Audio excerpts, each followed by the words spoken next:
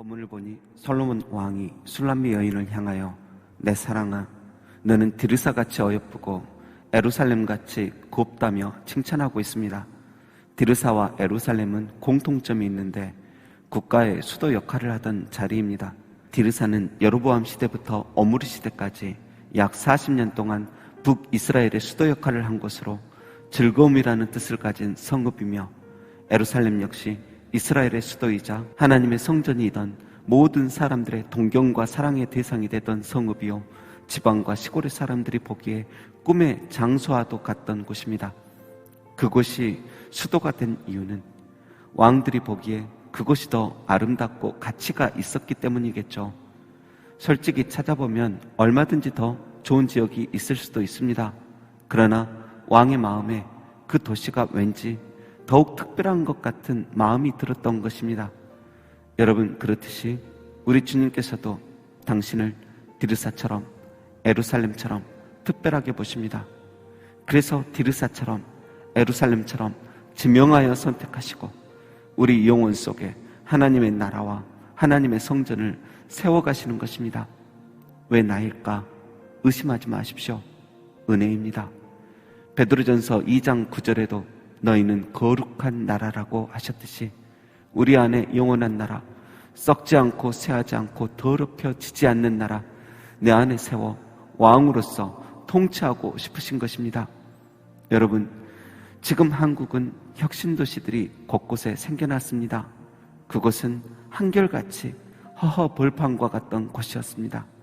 그런데 그 허허벌판이 정부에 의해 선택된 후 그곳은 대규모 공사가 시작됩니다. 이전 것은 다 지나가 버리고 새 것이 됩니다. 그곳만 새로워짐이 아니요, 그 도시를 기점으로 삼아 그 인근 지역과 대한민국도 갈수록 새로워지게 됩니다. 여러분, 그렇듯 허허벌판과 같았던 곳을 혁신도시로 삼듯이 우리도 하나님 밖에 있을 때에는 하나님의 나라를 향해 아무런 가치가 없고 때로는 오히려 대적하며 힐난만 하던 존재였습니다.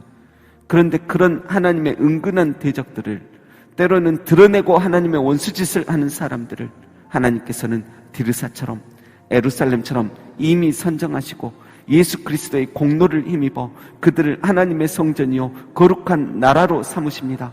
하나님 앞에 약하고 악하고 죄인이며 무능한 우리를 보고 선정하심이 아니요, 허허벌판과 같은 우리, 새롭게 공사하시고 혁신도시처럼 변화될 줄 믿고 우리의 몸과 영혼을 아주 가치 있는 곳으로 여기시고 투자하신 것입니다. 일반 화폐로 투자하신 것이 아니요, 만왕의 왕의 피 그리스도 예수님의 보혈로 값주고 투자하신 것이 바로 당신의 영혼입니다. 그래서 고린도전서 7장 23절 이하에 너희는 값으로 사신 것이니 사람들의 종이 되지 말라. 형제들아, 너희는 각각 부르심을 받은 그대로 하나님과 함께 거하라. 고린도전서 6장 19절에도 너희 몸은 너희가 하나님께로부터 받은 바 너희 가운데 계신 성령의 전인 줄 알지 못하느냐? 너희는 너희 자신의 것이 아니라고 말씀하시는 것입니다. 곧 그 말은 우리에게 투자하심을 넘어 우리 몸과 영혼의 주인 오너가 되겠다고 선포하시는 것입니다. 나의 육체의 정욕을 죽이고 어떻게든 성령의 소욕을 주셔서 우리를 디르사처럼 에루살렘처럼 사용하여 다른 사람들에게까지 영향을 미치겠다는 공지인 것입니다. 여러분, 우리는 예수님을 구주로 믿고 눈에 보이지 않는 아름다운 나라가 되었습니다. 예수님을 믿는 그 영혼은 눈부시도록 아름다운 존재입니다. 요한계시록 21장 2절에 보면 거룩한 성 새 에루살렘이 하나님께로부터 하늘에서 내려옵니다. 그런데 그 거룩한 성 새 에루살렘이 마치 신부가 남편을 위하여 단장한 것 같다라고 하십니다. 그 뒤 21장 9절 10절에도 7 천사 중 하나가 나와서 요한에게 말을 합니다. 이리 오라, 내가 신부 곧 어린 양의 아내를 내게 보이리라 하면서 성령으로 사도 요한을 데리고 크고 높은 산으로 올라갔는데 그 신부 곧 어린 양의 아내가 내려옵니다. 그런데 그 신부 어린 양의 아내를 향해 뭐라 하시냐면 하나님께로부터 하늘에서 내려오는 거룩한 성 에루살렘이라고 말합니다. 여러분, 이 말씀이 무엇을 뜻합니까?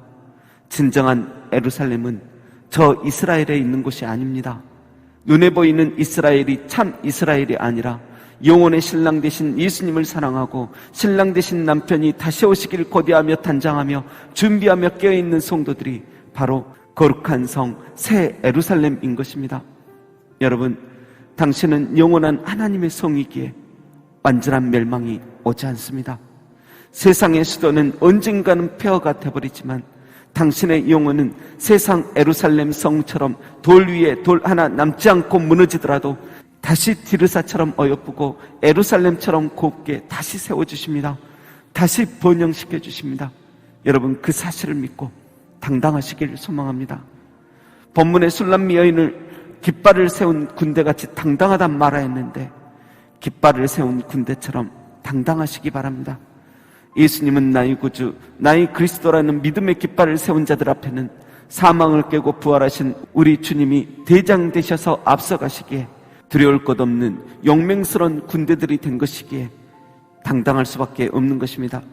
때로 무너졌어도 다시 세워지고 번영되기에 결코 영원토록 무너뜨릴 수 없는 하나님이 통치하시는 교회요 거룩한 나라이기에 세상이 감당할 수 없는 그런 존재이기에 오늘 하루도 깃발을 세운 군대처럼 당당하게 살아가시길 주님의 이름으로 축원합니다.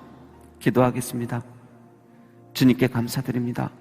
온갖 허물과 죄로 죽은 우리를 그리스도의 보혈의 피로 용서하시고 새 생명을 주시며 거룩한 나라요 성령의 전으로 살게 하심을 감사드립니다.